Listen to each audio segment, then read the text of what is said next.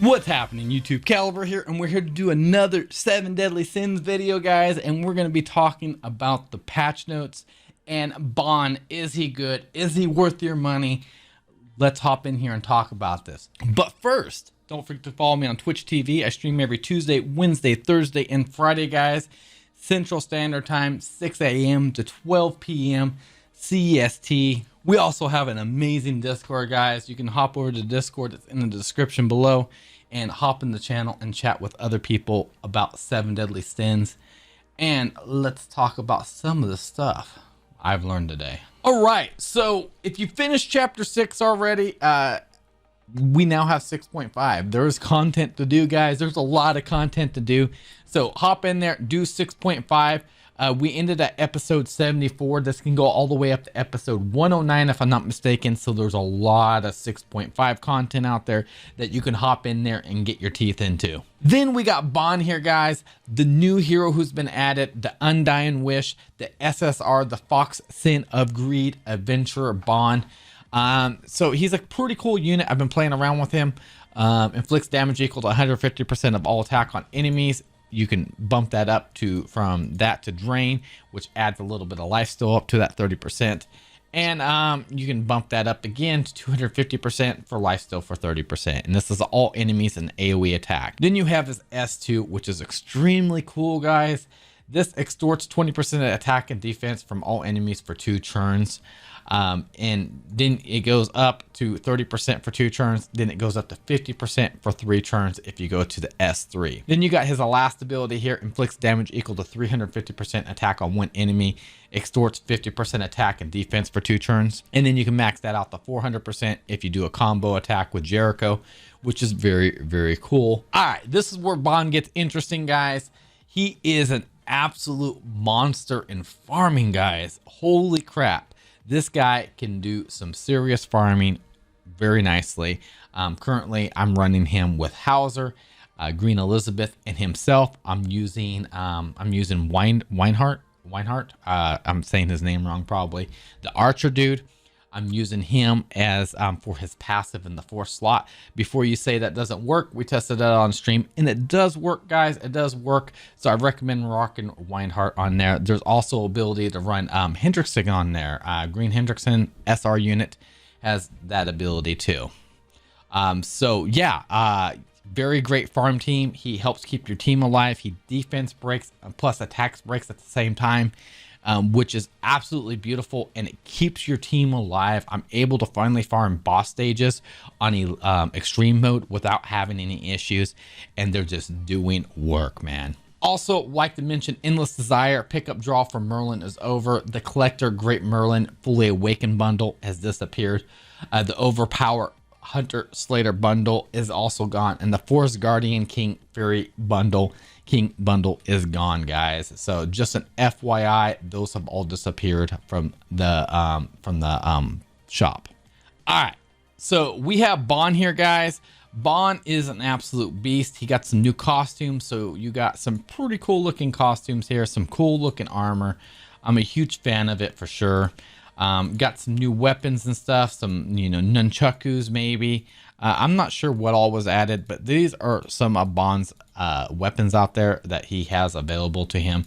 But I gotta say that new armor looks pretty insane. With the Sid bundle and the Slater bundle going away, guys, you can now for $24.99 purchase Green Jericho. She's an absolute beast. I've seen her hit for freaking insane amounts of damage. I'm talking 300k plus. I just can't keep my head wrapped around it. I think maybe 480k is the most I've seen. I'm not sure. I've seen a lot of damage coming from Green Jericho. I'm building her myself. She is an amazing unit, and she hits super, super hard. We have the Holy Knight bundle here, guys, with Guardian Gil Thunder. You know what? If you don't have Gil Thunder, maybe this is your opportunity to get him. He is the red Gil Thunder. You know what? I honestly don't see him being worth it. I haven't heard anything good about him. He's a tank version that does a taunt. I just haven't heard anything good about him. So honestly, me personally, I would pass on. But he's there if you want to go for him. There's also a Ban bundle you can buy. I can't show it because I bought it. But SSR Fox Greed Venture Ban full awakening bundle is in there somewhere.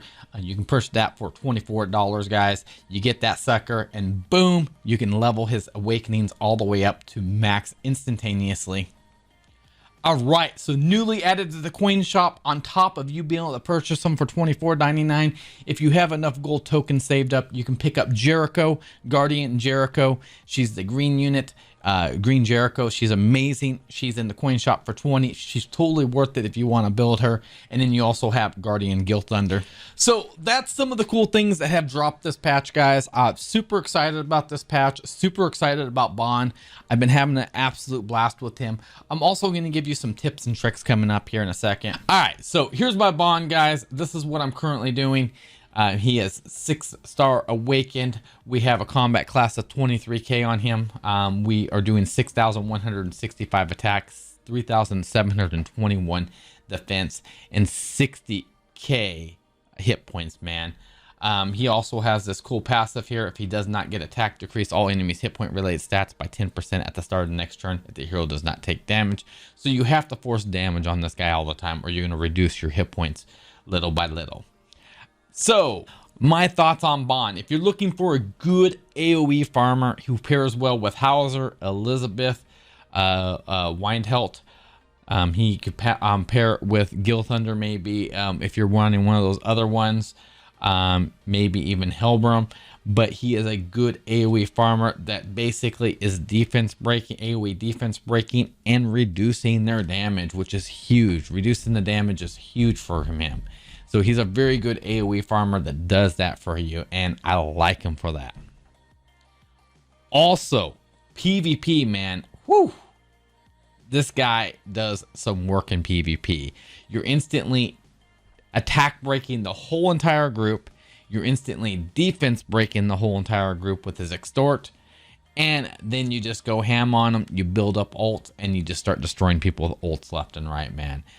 He's an absolute solid unit. I've been using him with Elizabeth. I've been using him with my Merlin and Red Bond, and I've been going ham, man. I've been climbing in the arena, destroying stuff. I just climbed in the gold. We're about to climb a little bit further. I think I'm going to be having a lot of fun with this unit in PvP. I'm definitely going to get a lot of uses out of him. As far as taking him in the boss fights, not very impressed. He's not a gray demon. He's not a red demon fighter. Maybe I missed something, but I didn't feel like he was that unit for that. But he's definitely a great AoE farmer, and he's definitely a great PvP unit. So take it as it is. That's my opinion on him. As far as sets, I'm running an attack and defense set on him. I'm going to be using him as both an AoE farmer and a PvP unit. So I want to get as much out of him as possible.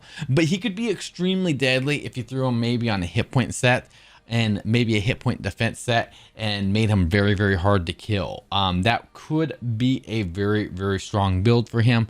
But since I'm going to be using him as an AoE farmer, there's no point in doing a hit point defense set for PvP purposes if I'm going to be using him as an AoE farmer. So, all right, so we did a test earlier on stream, guys. Unfortunately, I'm having issues recording while I'm on stream.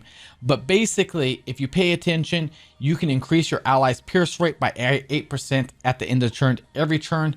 We tested this on stream. It does work in the 4th slot, guys. He does work in the 4th slot, which opens up a whole bunch of other things. Bag of worms. Windhelt is absolutely amazing to run on the 4th slot. There's another unit in here too.